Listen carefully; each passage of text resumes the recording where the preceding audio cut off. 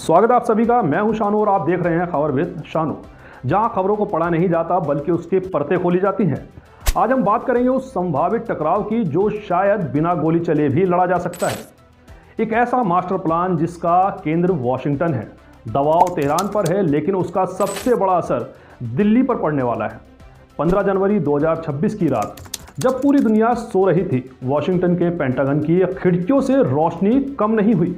Reports के मुताबिक वहां अचानक पिज्जा डिलीवरी बॉयज की कतारें देखी गई। अब आप सोच रहे होंगे पिज्जा का युद्ध से क्या लेना देना। दरअसल इसे एक्सपर्ट पेंटागन पिज्जा इंडेक्स कहते हैं।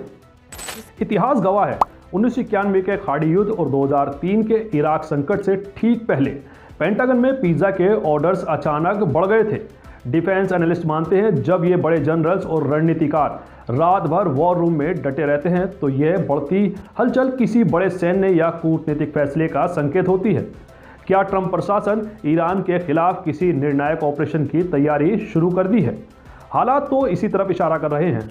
जैसे ही तनाव की खबरें फैली, अमेरिकी परमाणु युद्धपोत यूएसएस अब्राहम लिंकन हिंद महासागर की तरफ बढ़ता देखा गया, लेकिन इसका रूट गौर करने वाला है। दक्षिणी चीन सागर के होते हुए ये मलक्का जलडमरू मध्य पहुंचा। यह संकरा रास्ता चीन की सबसे बड़ी कमजोरी है। विश्लेषकों का मानना है कि ट्रंप ने अपना यह तैरता हुआ किला ओमान की खाड़ी में तैनात करके एक साथ दो निशाने साधे हैं। पहला, ईरान पर सीधा दबाव, और दूसरा चीन की सप्लाई लाइन को सीधा यह संदेश देना कि समुद्र पर राज किसका है।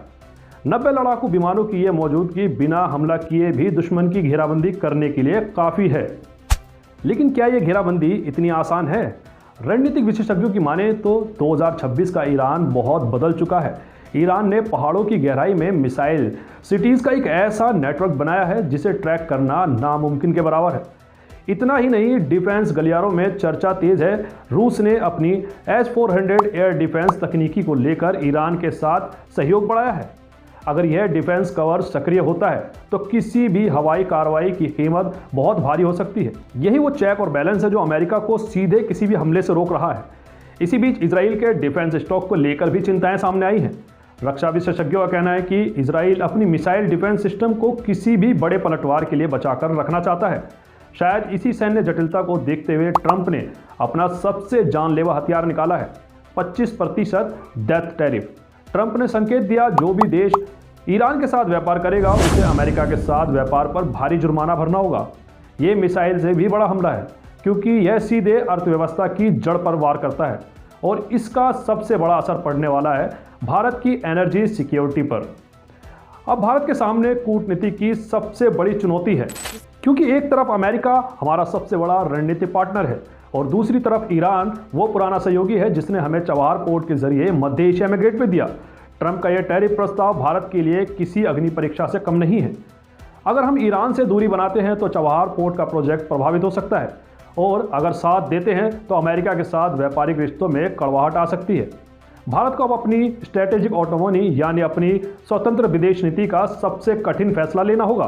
क्या ट्रंप आर्थिक दबाव कम करेगा या भारत इस संकट को टालने में कोई बड़ी भूमिका निभाएगा? अपनी राय कमेंट में जरूर दें। भारत को इस वक्त अपनी दोस्ती देखनी चाहिए या भविष्य का व्यापार? गहराई के साथ खबरों को समझने के लिए जुड़े रहिए मेरे साथ। मैं हूं शानू और आप देख रहे हैं खबर विद शानू। वीडियो को शेयर करें ताकि सच और विश्लेषण सब तक पहुंचे। मिलते किसी और खबर के साथ। धन्यवाद।